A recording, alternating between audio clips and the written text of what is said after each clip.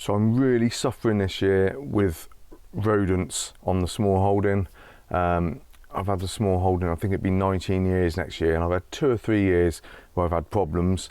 Mice are always a problem. I get loads of mice everywhere, and I'm always having to keep traps down for the mice.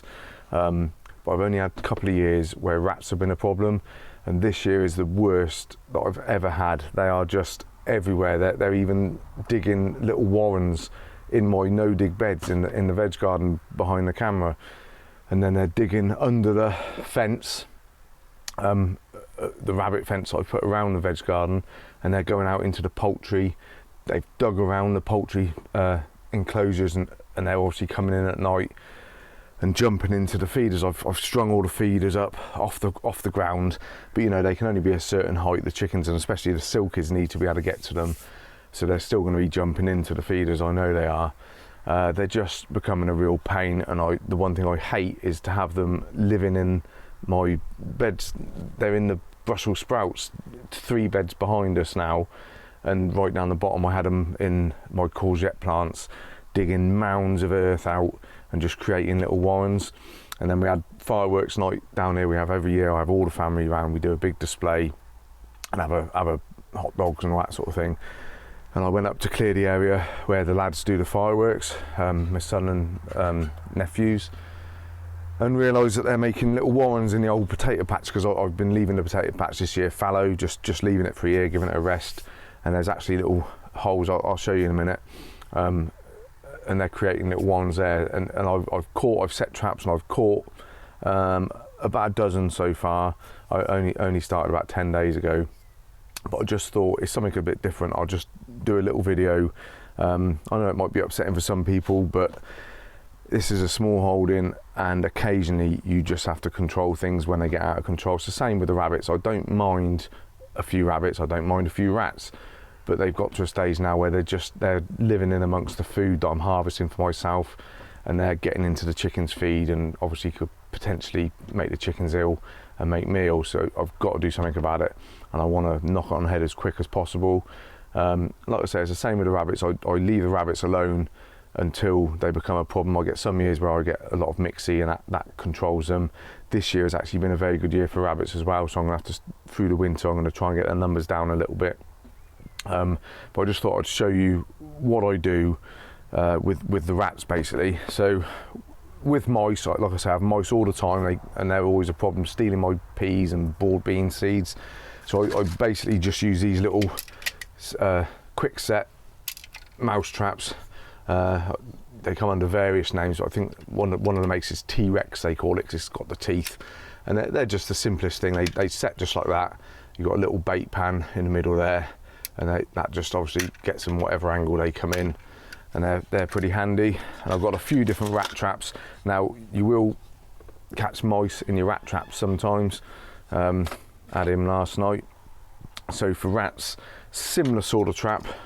I've got these. I'm not so keen on these. They don't always set, but they click down like that. And again, same sort of idea, little bait pan and treadle plate, and that'll have the rat. But they tend to get dirt in there, and they don't always set properly, so I'm not so keen on them. Now what I have got, I've done, along with my gardening, I do a bit of pest control, and years ago, when I first started out, I brought a lot of traps. I started getting asked to do rabbits and rats and things, so I brought a lot of fen traps, fen Mark 6s. So these are for rabbits. You can use these on rats as well. I've got about 3 dozen of those, and I put a steel peg on those, and I've got about 3 dozen of these fen Mark 4s. They both work the same way. The Mark 6 is just a bit stronger and a bit bigger jaws to get the full-grown rabbits in. They just pull down like that. You've got a thumb grip there, pull down, flick up the safety catch there, so that holds it where you set it, and then you basically just bring your setting arm over, down to the plate, lift the plate up from underneath, don't put your hands above the jaws, and then that, when you set it in your tunnel, take your safety off. That is set to go. I'll just get a cane. So that is set to go, and basically when they tread on the plate, it will just snap up, and that catches your rat. So these can be used, the 4s, and 6s. I think they're still passed for squirrels, the 4s. I tended to always use Mark 6s on squirrels, because squirrels are pretty tough. But they can be used for rats. But what I'm doing now is I'm using just basic snapback traps. Now, I ordered quite a few years ago, I think I ordered a box of 100 of these, so I've still got a couple of dozen that haven't even been used. And they're just a very basic snap trap. But the reason I like these is because the setting pan isn't just a single point where it goes off, up and down. I don't know if you can see it, hold on. So that the setting pin has just got a little notch in the side, and it sits into this bait arm just like that, so it can go off up or down and left and right. Any movement on that arm just dislodges that notch, so it really catches well. And I don't know if they do, I don't even know what the company was, it just says made in Taiwan, but I ordered about 100 of them and they work really well. So you just set these, it's quite simply, pull your bait arm, your arm over, log your holding pin into the bait arm like that, and then any movement on this bait arm and it goes off. And they work really well, very strong spring, and they're just a jobby. So what I'm doing, I'm also this year, I don't like poisons, I will be honest, I don't, but because I've got so many and it is such a problem, I am going to put some poison down just around my sheds, because I'm a bit worried that the rats are going to get that. I've already got mice in my straw bales, and I'm a bit worried they're going to get into the worm bins when I put insulation in and try nesting in there. So I just want to really use everything in my arsenal. So I ordered some poison. This is a single feed. I just got 1.5 kilos. I just want to put that down. That should hopefully be enough to sort of knock them on the head a bit. So I'm going to use this just in my buildings, because I've got mice in the caravan as well, chewing everything. So I'm going to use this in the caravan and around the buildings. And this is a single feed. It's Brodifacoum, and it can kill in a single feed. These are all weather blocks, and I'll show you how I set those up in a minute. But basically, for baiting my traps, the two things that I think work best over all my years of trapping stuff is you can use obviously the chicken feed. So if you've got a trap like this, you can just put some corn in here, but I tend to try and stick it in with something, because you will get mice that will just gently come and pull it all out, and you'll come and all the bait will be gone and the trap hasn't even gone off. You know, sometimes, like I say, you will get them, but sometimes they'll just take the seed and won't even set the traps off. So what I tend to use, what I've found to be really good for rats specifically, is smoky bacon. So I just cooked this morning till sort of slightly overcooked, nice and crispy, and peanut butter. They're both quite easy to use, because peanut butter you can just smear on, so they have to kind of lick it off. And the bacon, especially with these, because they got a little notch in the end of the bake pan, you can just slide the bacon straight up into that notch. If I get a nice little square bit, just slide it up in there, and that is really tight, just slid into that little bait notch, and they got to really pull on that to get it out. So smoky bacon, just cook it until it's crispy, and that works a treat. Cut it into little squares with scissors, and that works a treat. And peanut butter, basically, again, I've got this little notch, so I'll just get a stick and just smear the peanut butter and smear it in and around that bait notch from the bottom as well, just so they have to have a really good sort of lick at it to get it off. And that's what I will set this trap off. Like I say, it's quite a hair trigger on these traps, so really sort of push it in there so that it goes through, and then that should work. Now what is important with using traps of any kind, especially the fens, because, and anyone who tells you it doesn't happen is lying, you can catch other animals accidentally, and it does happen, it does. So this is why I don't really use these anymore. I don't particularly like them. These snapback traps, I think a hedgehog, the worst they would do is give it a very sore nose. But what I always do, just to make sure, is I use these tunnels. Now, I made about 50 of these years ago, and they're still going strong. I've got quite a few left. And what I'll basically do is I'll set 2 of these snapback traps end to end like that, and I put a brick either side, so it just leaves a gap at the top. I'll see if actually I've got a brick here to show you. Let me just grab one. So I basically use these, I've got a load of these paving bricks, and what I do is I'll put the tunnels, I'm going to use these around the chickens, and I'll put a brick in front like that, so that it basically, that should stop a hedgehog. I will sometimes put a hazel stick pushed into the ground as well, or two, because a rat will just hop up on there and jump straight in. It won't bother a rat at all, but it should stop birds and hedgehogs and things like that. You have to do, I think the law states you have to set things in tunnels. You have to basically do everything you can to stop non-target species, and there's nothing worse than coming to check your traps and finding a little bird or something in there. It's really disheartening, and I don't like to do it. So I take every precaution I can, and since using the tunnels and the bricks, this is something I started using a few years ago, I haven't had any problems, so fingers crossed, that's the way forward. So what I'm going to do is I'm going to get these baited up. Like I say, I'm not using the fens, I just wanted to show you those, that you can use them. They can be ordered online, in the UK anyway.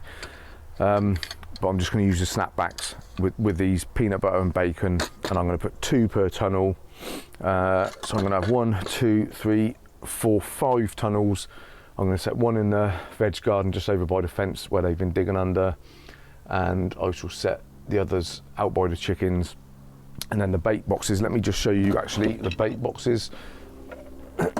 These are some old bait boxes, many years old, and what I do with the blocks is just, these are all weather blocks. I've used all sorts of things, grain and stuff over the years, but I thought I'd get some all weather blocks. They come with a little hole in the middle. I've just cut some 3mm high tension wire just so that it fits really snugly in there, so it can't be pulled out. And I'm just going to thread, I don't know, 4 or 5 blocks onto the bar, like that. Tell you what, I'll get 6 on there. One thing with baiting is you do not want the bait to run out. If it runs out, then they might get an upset stomach and not come back. So the idea is there should always be bait there if they want it. So basically that wire, I've lost the rods that used to be in here that held the blocks. So just cutting a wire that is the same length means it can't be pulled out the door. So that just holds the blocks in there like that. And then I'll just shut it up, put a brick on top, and then put that around the buildings, and that will do for sort of protecting the buildings, the caravan, because they cause a hell of a lot of damage. I've lost all my seating in the caravan to mice. One year they all nested in the cushions and everything. I've got tents and I've got pop-up pagodas and various bits. I keep odd coats and things down here. I lost a bee suit one year, had a rat nest right in the chest area. It was only 1 year old, a full beekeeper suit, really good one. It was like 120 quid, I think. Lost that, and it just gets really annoying. So I do, in a bad year, use bait. Like I say, this year's a bad year. Usually I would just keep the numbers down with traps. But anyway, I'm gonna go out, I'll show you some of the rat holes, what they've been doing, and then I'll show you setting the traps in the tunnels. So these are the holes in the potato patch. A few holes dotted about. I have filled some in, I've sort of dug them over with a spade. But you can see today, there's fresh diggings there, so they're reopening the holes. And there's a few others up the other side there, and they're also up under that conifer hedge, which is where I think a lot of them are living and coming into the veg garden and the chickens. So this is the veg garden rabbit fence, and I've folded the wire out and let the grass grow through it. As you can see, the rats are digging under. There's a few places along here. Another one there. Starting another one there. I'll keep putting bricks on top when I see them digging, and then they just dig to the side. And another one there. And I put that bit of wood over a hole there, and then last night that's been opened up, and then now dick coming out there, they're actually coming under the wood. And another one there. So all along here, they're coming through the veg patch. Some are living in the beds, and then they're obviously at night running across here and straight into the chickens, which I will show you now. They've been digging all along in places. Again, the chicken wire is folded out, and you can see where they've dug. Go away, cockle. They've dug under. I keep putting bricks on, and they keep digging the other side of the bricks there as well, and here into the ducts, and then round the back here, more there, and then they come through the electric fence. They've dug a hole there which came out just there. Yes, I know, ducks, they're stealing your food, aren't they? And then the same over here in the silver grey Dorkins, digging holes in here in this side and in the other side too. So yeah, I really got to get on top of this. It's becoming a big problem. And I've even got them in my compost heaps now, so inside the veg garden, digging all the compost out under the whole load of it under this water tank. And you can see here when they're coming in under there, and they're actually starting to make little warrens in my, this is my compost, my third bay in there, making little warrens into the compost and digging from outside, pulling it all out the back. So I know that they're now in this centre bed of compost as well, because they've been coming in the back, and if I don't get on top of it, they'll be nesting in there right through the winter. Right, so what I'm doing here, the rats are digging into the chicken run, but these rats are living out in the trees here. They're in the long grass or nesting out there. I'm going to have a look, see if I can get the ferrets down their holes, but they're not actually living in the chicken run. So I'm going to put some bricks over these holes and set these traps. And I'm just going to set, like I said, one trap, one with bacon, one with peanut butter. And I'll just set one facing each way, back to back like that. Just bed them down so they don't move. And then all I'm going to do, I'm going to move some of these bricks for now. Just get the tunnel, just open it up a bit. They're a bit wobbly. In fact, that one's falling apart a bit, but it should hold together. Just place that over the traps like that, and then put a bit of twig right in the centre. It's hard because there's chicken wire in the ground, so I think that's, there we go. So a bit of stick and a brick, just anything to sort of stop non-target species going in there. But like I say, a rat will just hop up and straight in there, it won't bother him at all. I'll do the same this end with a bit of stick.